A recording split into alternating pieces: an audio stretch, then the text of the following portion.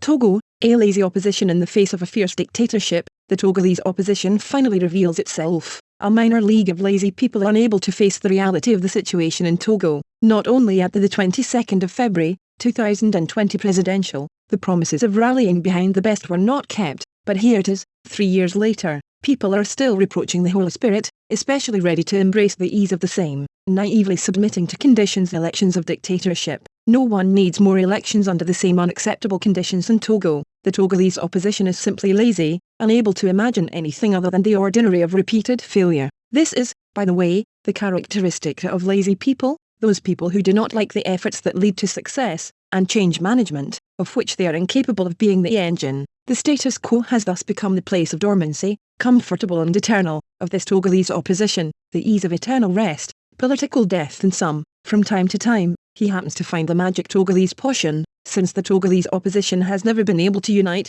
while this opposition unites and smokes the calamity of impossible peace between its political parties. The fundamental problem is the same: the Togolese opposition is unable to give itself a clean and autonomous strategy, validate the relevance and dedicate itself to its deployment no matter what. Once it is well known the unshakable intention of the regime that always manufactures the electoral results in bulletins planned well in advance. The only skill often expected of a semi-president is to read carefully, publicly, the overall results provided to him a few minutes in advance. This is an election in Togo. This is what patented and assimilated lazy opposition to Togo are content with. It is understood that Faure Gnassingbé and his regime relied day and night on brutality, the raw force of violence, to maintain and confiscate Togo. Brutality is the essence of the despotic Togolese regime, whose fraudulent elections are only the facade torn down and badigeonized, on occasion. What then is the deep nature of the Togolese opposition in the face of such a regime? The disability, the inability to take measure of the challenge and act on it, the notorious inability to make the effort of a checklist, a non-compromising ground survey,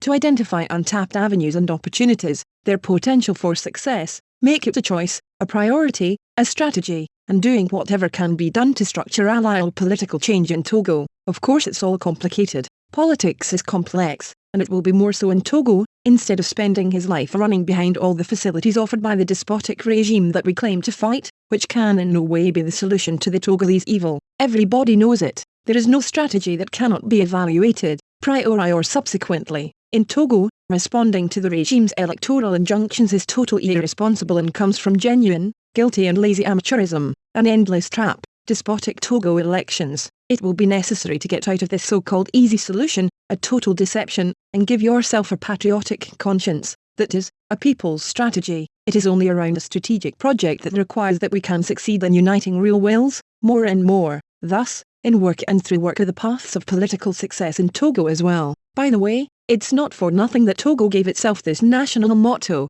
Work Freedom Homeland, PSA.